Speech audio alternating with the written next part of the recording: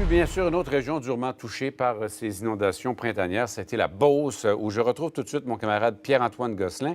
Pierre-Antoine, le gouvernement a promis que les réclamations seraient traitées rapidement, et là, déjà, les inspecteurs, vous le constatez, sont sur le terrain.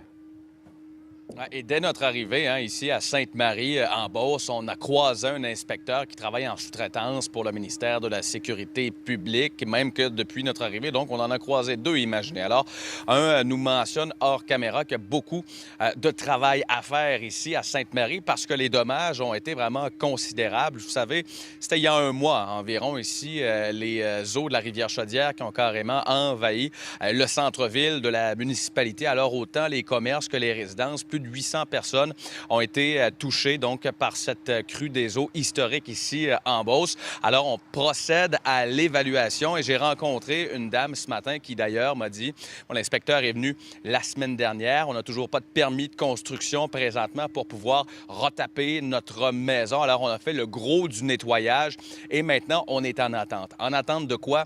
En attente du résultat de cette inspection, un peu partout, les gens sont toujours sans nouvelles, un peu là, du ministère de la Sécurité publique, et ne savent toujours pas s'ils devront nécessairement retaper leur maison, rebâtir, la démolir ou encore là, déménager. Mais déménager pour aller où? Il y en a encore plusieurs personnes ici qui se posent cette question-là, Michel.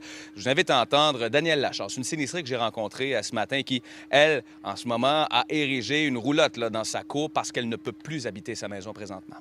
On ne sait pas si on va falloir être exproprié ou on pourra peut-être rénover notre maison. Vous autres même, vous êtes en réflexion, là, on peut présumer. Oui, c'est certain. Qu'est-ce qu'on fait? Puis si jamais on est exproprié, où on va? Qu'est-ce qu'on fait? Où on achète? On achète, on loue, on ne sait pas. On est indécis dans tout ça. Puis où trouver une place qu'on aimerait aussi, là. Tu sais, on s'en va peut-être finir nos jours dans cette maison-là ou dans cet appartement-là. On ne le sait pas. On comprend bien sûr que ce sont des moments difficiles que tous ces gens-là vivent. Pierre-Antoine, il faut dire qu'il y a beaucoup de dossiers à traiter également pour ces inspecteurs sur le terrain.